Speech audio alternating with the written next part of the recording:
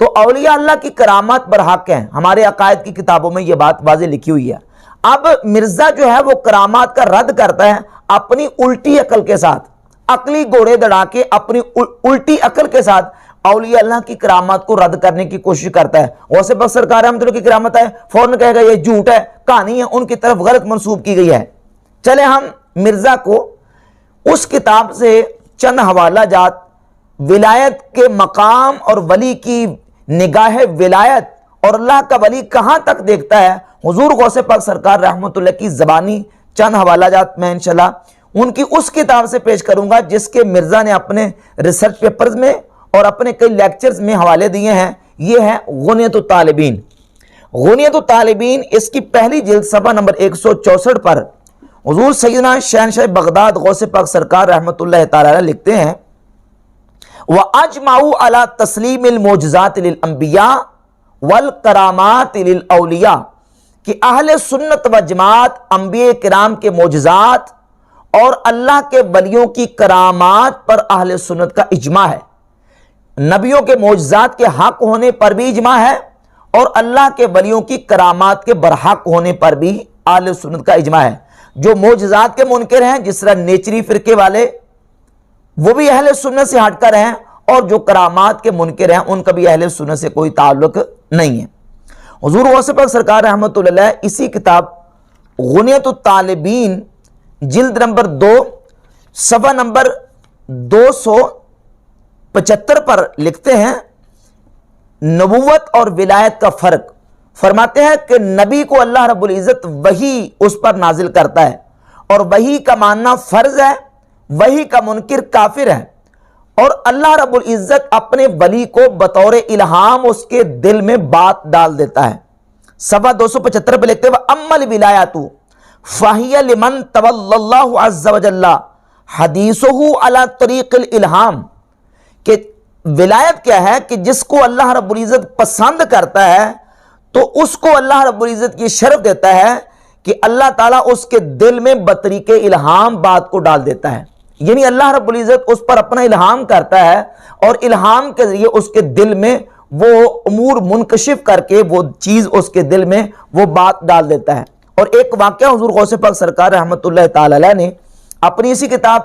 غنیۃ الطالبین کی جلد نمبر 2 صفحہ 319 پر سیدنا تیفور ابن عیسیٰ بایزید بسطامی رحمۃ اللہ علیہ کا ذکر کیا کہ بایزید بسطامی رحمۃ اللہ کی بارگاہ میں ابو موسیٰ دبیلی آئے، اور وہ واقعہ تفصیل سلسلہ کہتے ہیں کہ ابو موسیٰ دبیلی خود بیان کرتے ہیں کہ سألتو عبد الرحمن بن یحییٰ عن التوکل، میں نے دبیل میں عبد الرحمن بن یحییٰ سے توکل کے بارے میں سوال کیا کہ توکل کس کو کہتے ہیں، تو عبد الرحمن بن یحییٰ نے مجھے دبیل میں توکل کے بارے میں یہ جواب دیا کہ توکل یہ ہے کہ لو ادخلت یدک فی فم التنین، اگر تو اپنا ہاتھ بہت بڑے اژدہے کے منہ میں ڈال دے، حتی تبلغ الی الرسخ، حتیٰ کہ تیرا ہاتھ گٹے تک بہت بڑے اژدہے اور سانپ کے منہ میں چلا جائے، تو لم تخف مع اللہ شیئا، تو اللہ کے ساتھ کسی سے مت ڈر، تیرے دل میں صرف اللہ کا ڈر ہو، یہ توکل ہے۔ ابو موسیٰ دبیلی فرماتے ہیں کہ میں یہ پوچھ کے تو واپس آ گیا، خرجت الی ابی یزید البسطامی رحمہ اللہ تعالی، پھر میں ابو یزید بسطامی رحمۃ اللہ کی بارگاہ میں بستام گیا کہ اسألہ عن التوکل، تاکہ میں ان سے توکل کے بارے میں سوال کروں، پوچھوں کہ توکل کس کو کہتے ہیں۔ اب دیکھیے بایزید بسطامی رحمۃ اللہ کی نگاہ ولایت جس کا تذکرہ خود غوث پاک سرکار نے اپنی کتاب غنیۃ الطالبین کی جلد 2 صفحہ 319 پر فرمایا۔ ابو موسیٰ دبیلی کہتے ہیں کہ فدخلت ببسطام ودققت علیہ الباب، میں بستام چلا گیا، بستام گیا اور میں نے جا کے بایزید بسطامی کا دروازہ کھٹکھٹایا، فقال علی یا ابا موسیٰ ما کان لک فی جواب عبد الرحمن من القناعہ، تو دروازہ کھٹکھٹاتے ہی اندر سے آواز آئی، کہا کہ اے ابو موسیٰ، جو دبیل میں تمہیں عبد الرحمن بن یحییٰ نے جواب دیا ہے، کیا تو اس جواب پر قناعت نہیں کرتا؟ یعنی ابھی آ کے کوئی تعارف نہیں کرایا، کچھ بھی بات نہیں کی، تو بایزید بسطامی رحمۃ اللہ علیہ نگاہ ولایت سے دیکھ لیا اور کہا کہ جو عبد الرحمن بن یحییٰ نے تیرے ساتھ جو بات کی اور توکل کے بارے میں تجھے دبیل میں بتایا تو اس پر قناعت نہیں کرتا؟ تو ابو موسیٰ دبیلی کہتے ہیں فقلت یا سیدی افتح الباب، میں نے کہا اے میرے سردار دروازہ کھولیے. فقال لو زرتنی لفتحت لک الباب، تو باعث بسطامی نے فرمایا کہ اے ابو موسیٰ اگر تو ہماری زیارت کے لیے آیا ہوتا تو میں تیرے لیے دروازہ کھول دیتا، چونکہ تو ہماری زیارت کے لیے نہیں آیا. خذل جواب من الباب، دروازے کے باہر سے جواب لے اور چلا جا. کہتے ہیں فانصرفت، تو میں پھر چلا گیا. پھر فلو ان الحیۃ التی ہی مطوقۃ بالعرش ہمت بک لم تخف مع اللہ شیئا. باعث بسطامی نے جواب کیا دیا؟ جواب یہ دیا کہ اگر آسمان سے ایک بہت بڑا سانپ اور اژدہا لٹک رہا ہو اور تیرے گلے میں اس کا توق بن جائے اور وہ تجھے ڈسنا چاہے اور تجھے جو وہ مار دینا چاہے، تو تب بھی تیرے دل میں اللہ کے علاوہ کسی کا خوف نہ ہو، صرف اللہ کا خوف ہونا چاہیے. ابو موسیٰ دبیلی کہتے ہیں، جس جملے کے لیے میں نے سارا واقعہ سنایا، ابو موسیٰ دبیلی کہتے ہیں کہ پھر اقمت بہا سنہ، میں 1 سال ٹھہرا. ثم اعتقدت زیارتا، 1 سال کے بعد پھر میں باعث بسطامی رحمت اللہ کی زیارت کے لیے آیا. فخرجت الى ابی یزید فقال لی الان جئتنی زائرا مرحبا بالزائر. جب میں نکلا باعث بسطامی رحمت اللہ کی بارگاہ میں پہنچا تو آپ نے فرمایا ہاں اب تو ہماری زیارت کے لیے آیا ہے، زیارت کے لیے آنے والے کو مرحبا ہو. فرماتے فاقمت عنده شہرا، پھر 1 مہینہ میں باعث بسطامی رحمت اللہ کی بارگاہ میں رہا. لا یقع لی شیء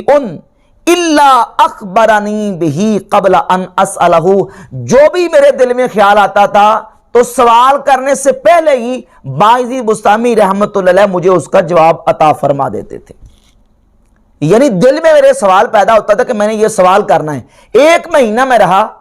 تو جو بھی دل میں میرے سوال آتا تھا، میرا سوال کرنے سے پہلے ہی سیدنا باعث بسطامی رحمت اللہ علیہ مجھے جواب دے دیتے تھے. یہ واقعہ اور ولایت کی نگاہ اور ولایت کا مقام اور اللہ کے ولی دلوں کی حالت کو پڑھ لیتے ہیں. یہ سیدنا غوث پاک سرکار نے اپنی کتاب غنیۃ الطالبین کی جلد 2 صفحہ نمبر 319 پر بیان کیا. اور یہی ولایت کی نگاہ کا تذکرہ اور ذکر کرتے ہوئے اسی کتاب غنیۃ الطالبین کی جلد نمبر 2 کے صفحہ نمبر 273 پر لکھتے ہیں کہ یہ اولیاء اللہ یہ وہ ہیں وَهُوَ عَزَّ وَجَلَّ اطلعہم علی ما ادمرت قلوب العباد. فرماتے ہیں جو بندے کے دل میں بات چھپی ہوتی ہے بندوں کے، اللہ تعالیٰ اپنے ولیوں کو ان دلوں کے اندر چھپی باتوں پر مطلع فرما دیتا ہے. یہ غوث پاک سرکار لکھ رہے ہیں. وَانْتَوَتْ عَلَيْهِ النِّيَّاتِ، اور بندوں کے دلوں میں جو نیتیں ہوتی ہیں ان نیتوں پر بھی اللہ رب العزت اپنے ولیوں کو مطلع فرما دیتا ہے. کیوں؟ اذ جعلہم ربی جواسیس القلوب، اللہ نے ان کو دلوں کا جاسوس بنایا. والامناء علی السرائر والخفیات، اور اللہ رب العزت جل شانہ نے ان کو مخفی اور پوشیدہ چیزوں کا امین بنا دیا. یہ ولایت کی نگاہ ہے ولی کی اللہ رب العزت نے جو اپنے ولی کو عطا فرمائی. اور حضور غوث پاک سرکار رحمت اللہ علیہ ولی کا مقام لکھتے ہوئے، اور یہ جو عبارت میں پڑھنے لگا ہوں یہ بڑے بڑے خود ساختہ نشہ توحید میں مست ہونے والے جو ہیں ان کو یہ عبارت ہضم نہیں ہوگی. اور اس کا حوالہ بھی میں آگے پیش کروں گا کہ جن کو ہضم نہیں ہوئے انہوں نے اس پر کیا کمنٹس اور کیا تبصرے کیے ہیں. یہ غوث پاک کی کتاب ہے غنیۃ الطالبین، اس کی پہلی جلد صفحہ نمبر 226 پر حضور غوث پاک سرکار رحمت اللہ علیہ ولیوں کا مقام بیان کرتے لکھتے ہیں قل بسم اللہ، اللہ کا نام لے. اسم الذی اجر الانہار وانبت الاشجار، اس ذات کا نام جس نے نہروں کو جاری کیا اور درختوں کو اگایا. اسم من عمر البلاد باہل الطاعت من العباد، اس ذات کا نام جس نے اپنے اطاعت گزار بندوں سے جس نے شہروں کو بسا دیا. فجعلہم لہا اوتادا کالجبال، پس اللہ نے ان بندوں کو میخیں بنا دیا جس طرح پہاڑوں کو میخیں بنایا زمین پر. فصارت الارض بہم لمن علیہا کالمہاد، پس ان اطاعت گزار بندوں کی وجہ سے زمین اپنے رہنے والوں کے لیے بچھونا بن گئی. فہم الاربعون الاخیار من الابدال، اور یہ اطاعت گزار بندے جن کی وجہ سے زمین فرمایا کہ رہنے والوں کے لیے بچھونا بن گئی، یہ 40 وہ اخیار ابدال ہیں. المنزہون الرب عن الشرکاء والانداد، جو اپنے رب کی اس کے شریکوں سے پاکی بیان کرتے ہیں. وملوک فی الدنیا وشفعاء الانام یوم التناد، اور یہ اللہ کے ولی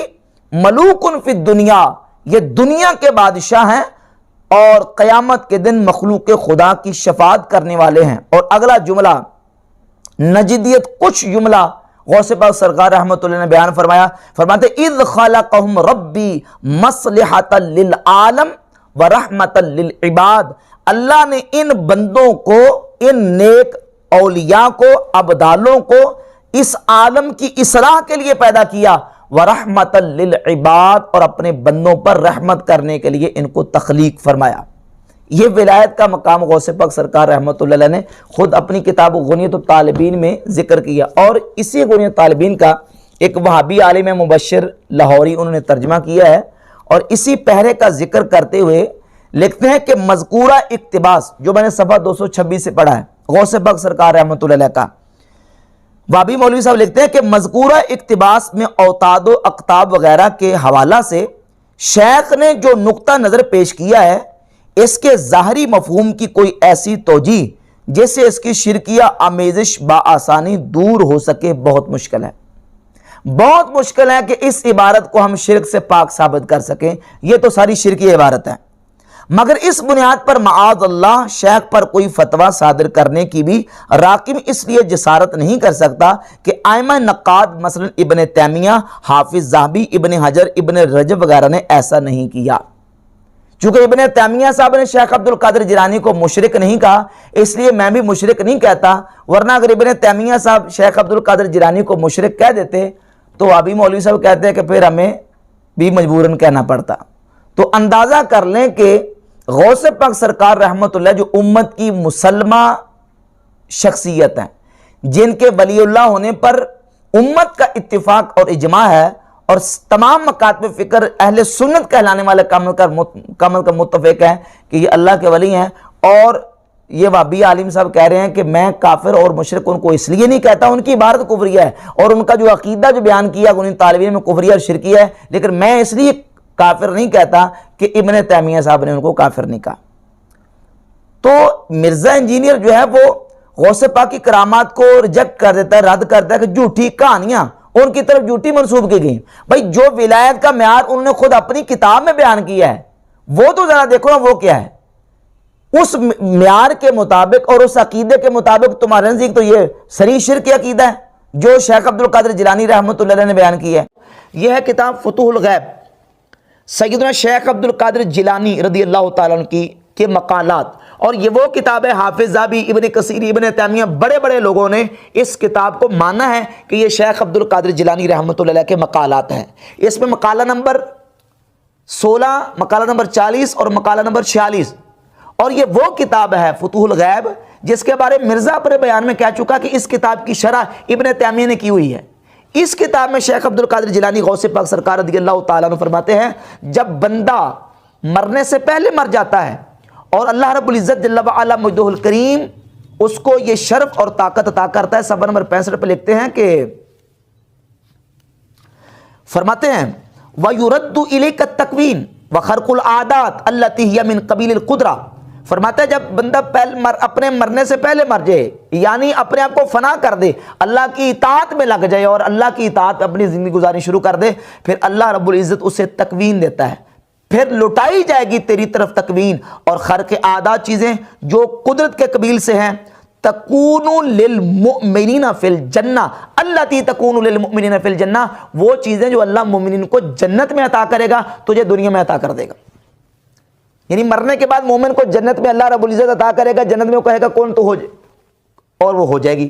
اب فرماتے ہیں کہ جو مومن کو جنت میں اللہ عطا کرے گا نا وہ تجھے دنیا میں عطا کرے گا،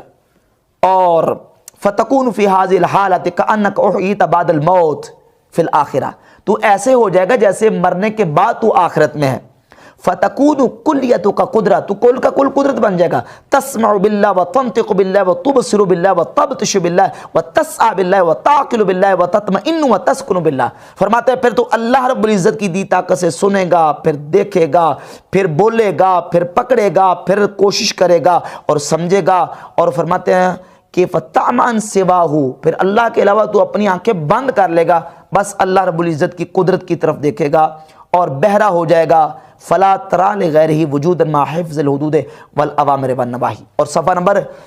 35 پر تو واضح لکھا کہ اللہ رب العزت فرماتا ہے بندے تو میری بارگاہ میں آ. فرماتے ہیں اللہ رب العزت اپنی بعض کتابوں میں فرماتا ہے یا ابن آدم، اے ابن آدم، انا اللہ الذی لا الہ الا انا، میرے علاوہ کوئی عبادت کے لائق نہیں، صرف میں عبادت کے لائق ہوں. اقول للشیء کن فیکون، میں کسی شے کو کہتا ہوں ہو جا، وہ ہو جاتی ہے. اطعنی اجعل کا، تو میری اطاعت کر میں تجھے بنا دوں گا. تقول للشیء کن فیکون، تو بھی کسی شے کو کن کہے گا تو وہ ہو جائے گی. اور غوث پاک سرکار فرماتے ہیں وقد فعل ذلك بکثیر من انبیائہ و اولیائہ و خاصہ من بنی آدم، اور یہ اتھارٹی اور طاقت اور قدرت اللہ نے اپنے کثیر نبیوں کو، کثیر ولیوں کو اور کثیر ابن آدم کے خاص لوگوں کو عطا فرمائی ہے، جو جنت میں اللہ رب العزت نے بندوں کو عطا کرنا.